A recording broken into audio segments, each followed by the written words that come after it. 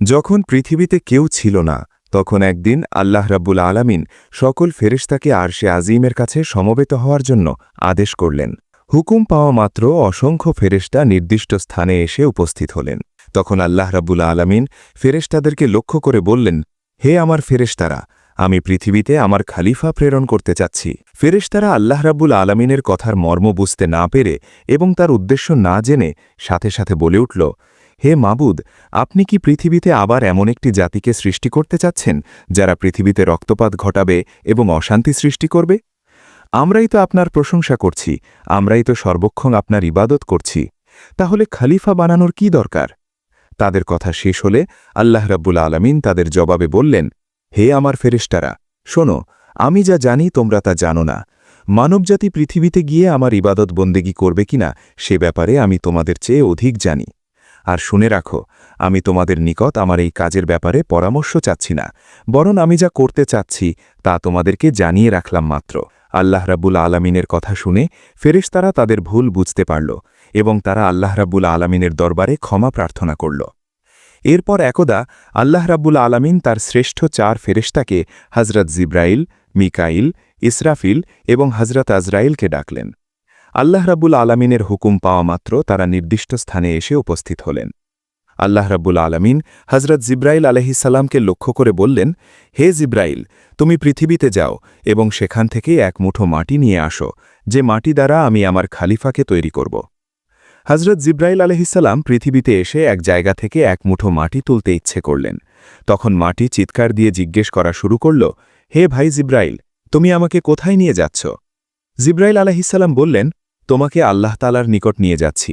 সেখানে আল্লাহ তাআলা তোমার দ্বারা এমন এক নতুন মাখলুক সৃষ্টি করবেন যারা আল্লাহ রাব্বুল আলামিনের প্রতিনিধি হয়ে এই পৃথিবীতে বসবাস করবে।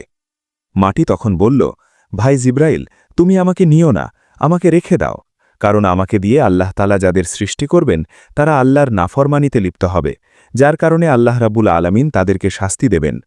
আমি যদি তাদের শরীরে থাকি তাহলে সে আযাব আমাকেই ভোগ করতে হবে, অথচ আল্লাহর আযাব ভোগ করার মতো শক্তি ও সাহস কোনোটাই আমার মধ্যে নেই। অতএব তুমি এই বিষয়ে আল্লাহর নিকট আমার পক্ষ থেকে ক্ষমা প্রার্থনা করবে। মাটির এই আর্তনাদ শুনে জিব্রাইল আলাইহিসসালাম খালি হাতে আল্লাহর দরবারে ফিরে গেলেন এবং আল্লাহর নিকট গিয়ে মাটির আর্তনাদ ও তার অক্ষমতা প্রকাশ করলেন। এরপর আল্লাহ রাব্বুল আলামিন হযরত মিকাইল আলাইহিসসালামকে পৃথিবীতে প্রেরণ করলেন এবং বললেন, হে মিকাইল, তুমি আমার প্রতিনিধি তৈরি করার জন্য যে মাটির প্রয়োজন পৃথিবী থেকে সেই মাটি তুলে নিয়ে আসো। হযরত মিকাইল আলাইহিসসালাম পৃথিবীতে আসার পর মাটির আর্তনাদ ও কাকতি মিনতির কারণে তিনিও খালি হাতে আল্লাহর দরবারে ফিরে গেলেন। এভাবেই হযরত ইসরাফিল আলাইহিসসালাম তিনিও ফেরত গেলেন।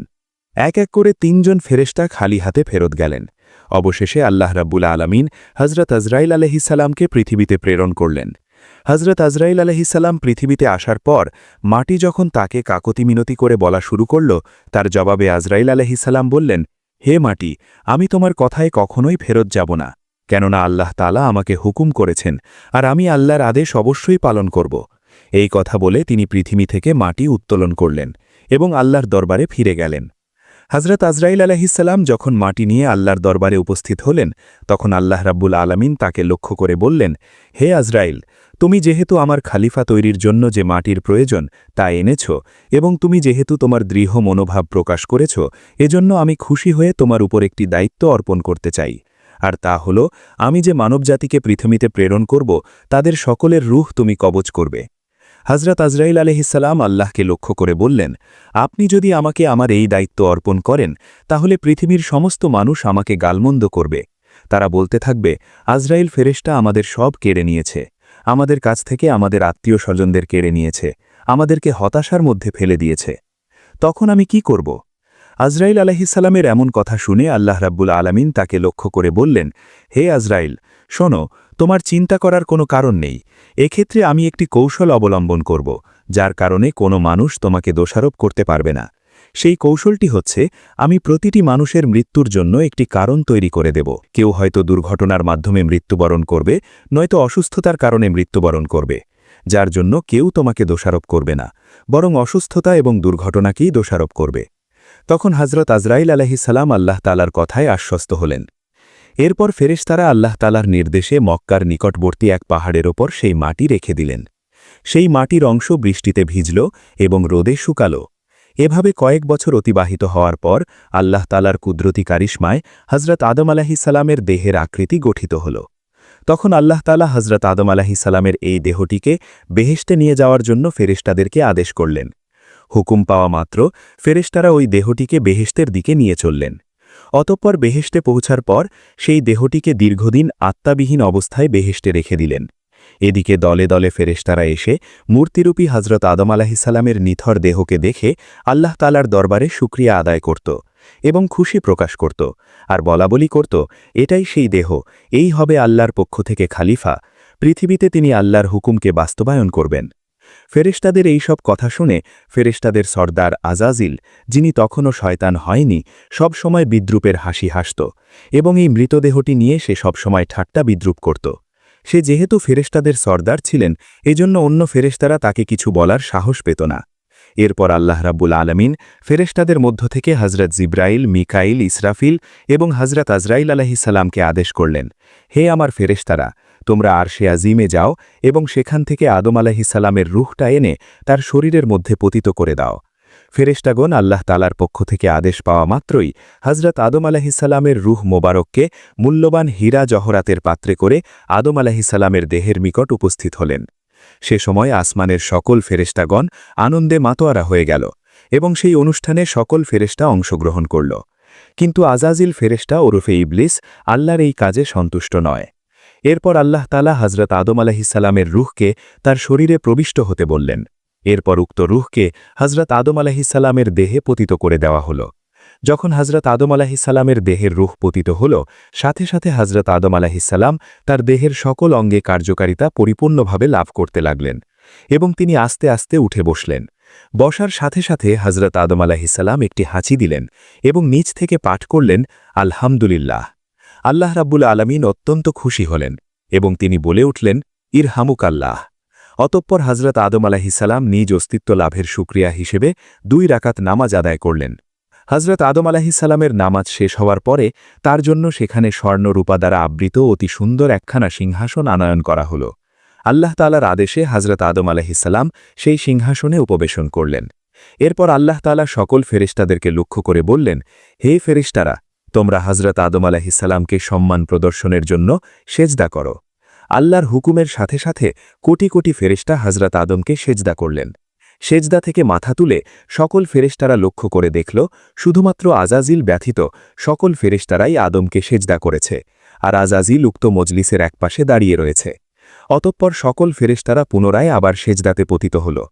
তাফসিরের কিতাবের মধ্যে লেখা আছে, তারা দ্বিতীয়বার সেজদা দিয়েছিল আল্লাহ তাআলার শুকরিয়া আদায় করার জন্য, আর প্রথমবার সেজদা দিয়েছিল আল্লাহর হুকুম পালন করার জন্য। অতঃপর আল্লাহ তাআলা আজাজিলকে লক্ষ্য করে বললেন, হে আজাজিল, তুমি কি করে আমার হুকুমকে অমান্য করলে? তখন আজাজিল বলল, আপনি আদমকে সৃষ্টি করেছেন সাধারণ মাটি দ্বারা, আর আমাকে সৃষ্টি করেছেন আগুন দ্বারা। আগুনের স্বভাব সে সবসময় উপরের দিকে থাকে, আর মাটির স্বভাব সে সবসময় নিচের দিকে থাকে। যদি প্রয়োজন হয় সে আমাকে সেজদা করবে, কারণ আমি আগুনের তৈরি। আমি কেন মাটির তৈরি আদমকে সেজদা করতে যাব? সে যখন এইভাবে আল্লাহ তাআলাকে যুক্তি দেখাল, তখন আল্লাহ তাআলা রাগান্বিত হয়ে তাকে লক্ষ্য করে বললেন, হে নাফরমান, তুই এখান থেকে বের হয়ে যা। তুই আমার আদেশ অমান্য করার কারণে আজ থেকে চির অভিশপ্ত হয়ে গেলি। আল্লাহ তাআলা এই হুকুমের সাথে সাথে আজাজিল ফেরেশতা ইবলিস শয়তানে পরিণত হয়ে গেল। আল্লাহ তাআলা যখন তাকে অভিশপ্ত করলেন এবং জান্নাত থেকে বিতাড়িত করলেন, তখন শয়তান বলে উঠল, হে মেহেরবান খোদা, আমি 6 লক্ষ বছর যাবৎ আপনার ইবাদত বন্দেগী করেছি এবং ফেরেশতাগণকে বিভিন্ন প্রশিক্ষণ দিয়েছি। অতএব আমার সমস্ত ইবাদত এবং সমস্ত খেদমতের উসিলয় আমি আপনার নিকট কয়েকটা জিনিস চাচ্ছি। মেহেরবানি করে আপনি তা আমাকে প্রদান করবেন। আল্লাহ রাব্বুল আলামিন তাকে বললেন, তুমি আমার নিকট কি চাও বলো। তখন শয়তান বলল, হে মেহেরবান খোদা, আপনি অন্তত কিয়ামত পর্যন্ত হায়াত প্রদান করুন। এবার আল্লাহ বলেন, আমি তোমাকে কিয়ামত পর্যন্ত হায়াত দিয়ে দিলাম। তখন ইবলিস আবার আল্লাহ তাআলাকে লক্ষ্য করে বললেন, হে মালিক, আজ যেই বনি আদমের কারণে আমি জান্নাত থেকে বিতাড়িত হইলাম, সেই বনি আদমের শিরায় শিরায় প্রবেশ করে তাদেরকে ওয়াসওয়াসা দেওয়ার মতো ক্ষমতা আমাকে প্রদান করুন। আল্লাহ বললেন, তোমাকে তাও প্রদান করা হলো। অতঃপর শয়তান আবার বলে উঠল, হে মাবুদ, আপনি আমাকে এই ক্ষমতা প্রদান করুন যেন আমি মুহূর্তের মধ্যে পৃথিবীর এক প্রান্ত থেকে অপর প্রান্তে বিচরণ করতে পারি। আল্লাহ বললেন, তোমাকে এই ক্ষমতাও প্রদান করা হলো। তবে তুমি শুনে রাখো হে শয়তান, তুমি আমার বান্দাদেরকে যতই ধোঁকা দিয়ে গুনাহের কাজ করাও না কেন, যদি আমার বান্দাগণ অনুতপ্ত হয়ে আমার নিকট তওবা করে, তবে আমি তাদের সকল অপরাধকে ক্ষমা করে দেব। এর পাশাপাশি যারা আমার প্রকৃত বান্দা, সে সমস্ত বান্দাদের ক্ষতি তুমি কখনোই করতে পারবে না। আল্লাহ রাব্বুল আলামিনের সাথে সকল কথাবার্তা শেষ হওয়ার পর শয়তানকে জান্নাত থেকে বিতাড়িত করে দেওয়া হল। অতঃপর হযরত আদম আলাইহিসসালামের সিংহাসনখানি আল্লাহ তাআলার আদেশক্রমে জান্নাতুল ফেরদৌসে নিয়ে যাওয়া হল। সেখানে হযরত আদম আলাইহিসসালামকে পরিপূর্ণ মাত্রায় স্বাধীনভাবে চলাফেরা করা এবং সকল নাজ নেয়ামত উপভোগ করার অধিকার দেওয়া হল। কিন্তু হযরত আদম আলাইহিসসালামের মন কোনো দিকেই আকৃষ্ট হল না। শুধুমাত্র ইবাদত বন্দেগী এবং নীরবে বসে বসে তিনি দিন পার করতেন। কিন্তু প্রাণীজগতের চিরাচরিত স্বভাব থেকে তিনি মুক্ত থাকতে পারলেন না। তিনি বেহেশতের অসীম নেয়ামতের মধ্যে থেকেও সঙ্গী সাথীর অভাবতে লাগলেন। তাই তিনি আনন্দহীনভাবে জীবনযাপন করতে লাগলেন। এদিকে আল্লাহ তাআলা এ বিষয়টি অবগত হয়ে হজরত জিবরাইল আলাইহিসসালামকে হজরত আদম আলাইহিসসালামের নিকট প্রেরণ করলেন। হজরত জিবরাইল আলাইহিসসালাম হজরত আদমের নিকট গিয়ে তাকে লক্ষ্য করে বললেন, ভাই আদম, বেহেশতে আপনার কেমন লাগছে? উত্তরে হজরত আদম আলাইহিসসালাম বললেন, ভাই জিবরাইল, সবই ভালো লাগে। চতুর্দিকে তৃপ্তিকর পরিবেশ, এর সবকিছুই প্রশংসার যোগ্য। তবুও প্রাণে যেন কিসের এক অভাব অনুভব করছি, যা আমি আপনাকে বুঝিয়ে বলতে পারছি না। আপনি আল্লাহ তাআলার নিকট থেকে জেনে নেবেন এমনটা কিসের জন্য আমি অনুভব করছি। হজরত জিবরাইল আলাইহিসসালাম বললেন, হ্যাঁ, আমি আপনার এই অভাবের খবর জানি। আল্লাহ তাআলা আমাকে আপনার এই অভাব পূরণ করার জন্যই পাঠিয়ে দিয়েছেন। আপনি চিন্তা করবেন না, অতি অল্প সময়ের মধ্যেই আমি আপনার সেই অভাব এবং আপনার মন কিভাবে ভালো হয় তার সমস্ত ব্যবস্থা আল্লাহ তাআলার পক্ষ থেকে করে দেব। এই কথাগুলো বলে জিবরাইল আমিন সেদিনের মতো তার কাছ থেকে বিদায় নিয়ে চলে গেলেন। অতঃপর পরের দিন ফজরের পূর্বে হজরত জিবরাইল আলাইহিসসালাম আল্লাহর নির্দেশক্রমে হজরত আদম আলাইহিসসালামের ঘুমন্ত অবস্থায় তার নিকট আসলেন। এরপর কুদরতি কায়দায় হজরত আদম আলাইহিসসালামের একখানি বাম পাজরের হাড় বের করে নিলেন। অতঃপর উক্ত হাড়ের উপর রক্তমাংস ও চামড়ার আদবন দিয়ে সজোরে ফুঁক দিলেন। হজরত জিবরাইলের ফুঁকির সাথে সাথে উক্ত হাড়ি একজন নারীর আকৃতি ধারণ করল। এরপর হজরত জিবরাইল আলাইহিসসালাম আদম আলাইহিসসালামকে ঘুম থেকে জাগ্রত করলেন। হজরত আদম আলাইহিসসালাম জাগ্রত হয়ে তার সম্মুখে অপরূপ সুন্দরী চাঁদের ন্যায় উজ্জ্বল এক যুবতীকে দেখে তন্ময় হয়ে তার দিকে তাকিয়ে রইলেন। এরপর হজরত জিবরাইল আমিন তাদের লক্ষ্য করে বললেন, হে আদম, ইনি আপনার জীবনসঙ্গিনী বিবি হাওয়া আলাইহিসসালাম। হজরত আদম এমন কথা শুনে অত্যন্ত আনন্দিত হলেন। তার প্রাণের মধ্যে যে অতৃপ্তি ছিল, নিমেষের মধ্যেই তা দ্রবীভূত হয়ে গেল। হৃদয়ের মাঝে তার আনন্দ ছড়িয়ে পড়তে লাগল। তিনি এত আনন্দিত হয়েছিলেন যা বর্ণনা করে কোনো দিন বোঝানো সম্ভব নয়।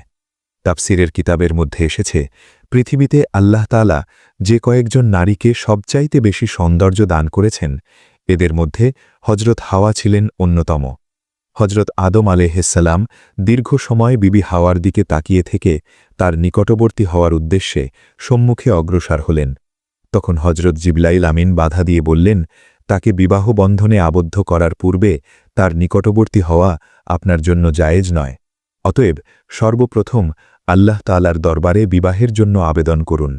হজরত আদম আলাইহিসসালাম জিবরাইলের দেখানো পদ্ধতিতে হজরত হাওয়া আলাইহিসসালামকে বিবাহ করার জন্য আল্লাহ তাআলার দরবারে ফরিয়াদ করলেন। আল্লাহ তাআলা হজরত আদম আলাইহিসসালামের আবেদনের পরিপ্রেক্ষিতে তাদের বিবাহের পরিপূর্ণ সিদ্ধান্ত নিলেন।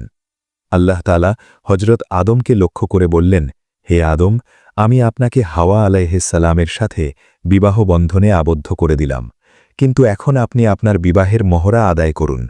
হজরত আদম আলাইহিসসালাম আল্লাহ তাআলাকে বললেন, হে আল্লাহ, বিবাহের মোহর এটা আবার কি জিনিস? তখন আল্লাহ তাআলা বললেন, হে আদম, আপনার বিবাহের মোহর হচ্ছে আমার প্রিয় হাবিব হজরত মুহাম্মদ সাল্লাল্লাহু আলাইহি ওয়াসাল্লামের উপর আপনি কয়েকবার দরুদ পাঠ করুন।